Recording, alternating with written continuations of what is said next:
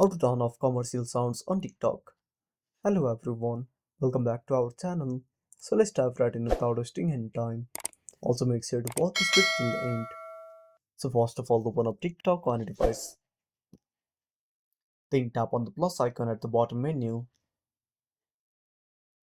Now this will take you to the camera page. Now at the top menu, you will find add sound. Simply tap on it. Now as you can see, it's showing commercial sounds. Now to turn it off, simply go back. Tap on profile at the bottom right corner. Then tap on three lines at the top right corner. Then tap on settings and privacy. Tap on account. Now simply tap on switch to personal account.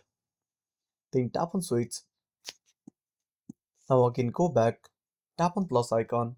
In Now tap on add sound. And that's it. Thanks for watching.